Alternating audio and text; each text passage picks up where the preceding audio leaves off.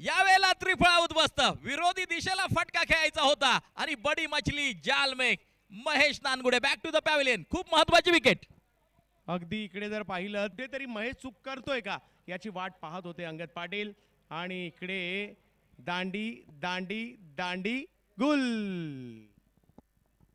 New batter मैदानाच्या आतमध्ये दत्ता पवार पोहोचताना आपल्याला पाहायला मिळत आहे. डीपी या नाव त्याचं उत्तर आपल्याला मिळेल.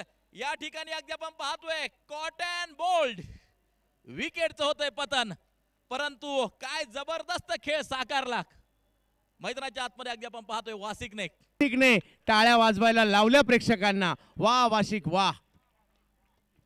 पहिल्या मॅच मध्ये देखील मॅन ऑफ द मॅच ठरला होता. या मॅच मध्ये देखील 45 धावांची खेळी वासिकनं मात्र साकारली आणि क्रिकेट रसिकांची मन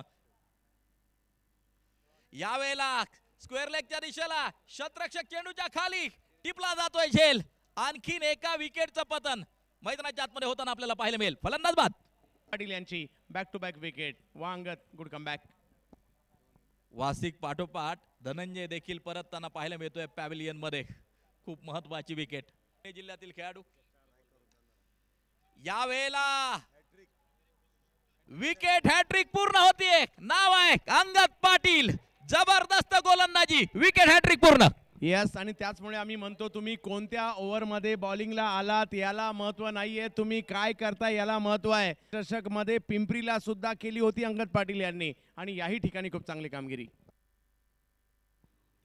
विकेट हॅट्रिक पूर्ण अंगद पाटीलच्या नावावरती. तीनही बलाढ्य खेळाडू परतताना पाहायला मिळत आहेत.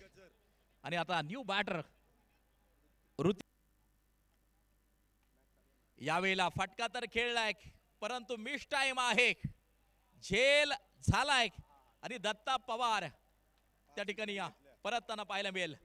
आपलं पंचम पूर्ण केलंय त्या ठिकाणी अंगद पाटील.